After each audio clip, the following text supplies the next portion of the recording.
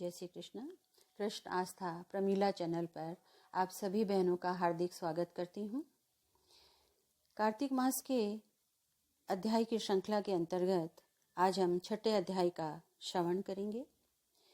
कल हमने देखा था कि समुद्रपुत्र शंखासुर ने बीज मंत्रों को चुरा लिया और भगवान श्री कृष्ण ने देवताओं से ये कहा कि मैं जल में निवास करूंगा और बीज मंत्रों को बचाऊंगा।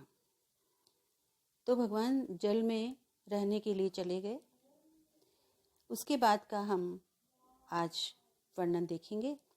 ऐसा कहकर भगवान विष्णु ने मछली जैसा रूप धारण कर लिया और विंध्य निवासी कश्यप ऋषि की अंजलि में पहुंच गए। पानी में जाने के पश्चात कश्यप ऋषि ने उस मछली को शीघ्र ही अपने कमंडल में डाल दिया। जब वह मछली कमंडल में न समा सकी तो कुएं में डाल दिया। जब कुएं में भी न समा सकी तब तालाब में डाल दिया। तालाब में न समाने पर समुद्र में डाल दिया। तत्पश्चात मछली का रूप धारण किए हुए नारायण ने शंखासुर को मार डाला और उसने अपने हाथ में लेकर बद्रीवन चले गए। वहां उन्होंने सब मुनियों को बुलाया और उन्हें आदेश दिया, समुद्र के भीतर वेद बिखर गए हैं, उन्हें शीघ्र ढूंढो और ये रहस्य समेत सभी वेदों को जल के माध्यम से ले आओ।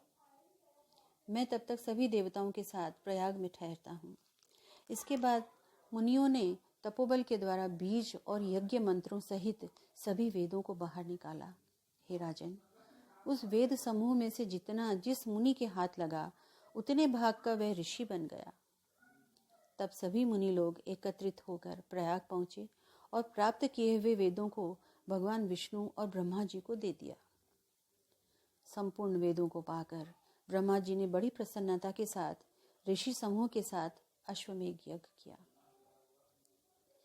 जब यह यज्ञ संपन्न हो गया तो देवता, गंधर्व, यक्ष, सर्प और गुहक अर्थात कुबेर के कोष की रक्षा करने वाले भूमि पर दंडवत लेटकर प्रणाम करते हुए प्रार्थना करने लगे कि हे संसार के स्वामी, हे देवाधिदेव, हमारी प्रार्थना सुनिए।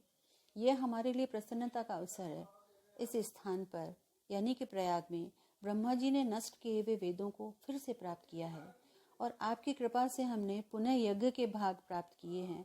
अतः हे प्रभु, ऐसा वरदान दीजिए कि यह स्थान आपकी कृपा से पृथ्वी पर अति श्रेष्ठ पुण्य को बढ़ाने वाला और वैभव एवं मुक्ति को देने वाला बन सके।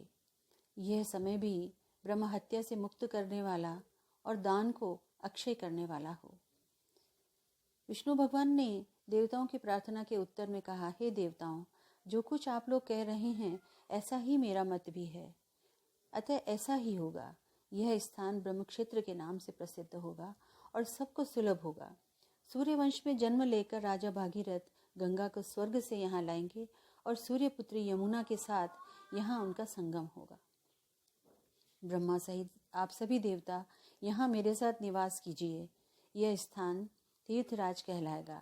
इस स्थान पर किया हुआ दान, व्रत, तप, जप, होम, पूजा आदि अनंत क्रियाएं अनंत अक्षय फल देने वाली होंगी और वे मेरा सानिध्य प्राप्त कराएंगी। इस तीर्थ के दर्शन मात्र से जन्म जन्मांतर में किए गए ब्रह्म हत्या आदि घोर पाप तत्क्षण नष्ट हो जाएंगे। जो धीर पुरुष मेरे समीप शरीर त्याग करेंगे यानी प्रयाग के समीप, वे मेरे शरीर में प्रवेश कर जाएंगे और उनका फिर कभी जन्म नहीं होगा, अर्थात उन्हें मोक्ष मिल जाएगा। यहाँ आकर जो लोग अपने पितरों के निमित्त श्राद्ध करेंगे उनके वे सब पितृगण मेरे स्वरूप को प्राप्त करेंगे। यह समय भी मनुष्यों के लिए महापुण्य देने वाला होगा, यानी प्रातःकाल का समय। सूर्य जब मकर राशि पर पहुंच जाएगा यानी मास माघ में, उस समय यहाँ स्नान करने से सब पाप नष्ट हो जाएंगे।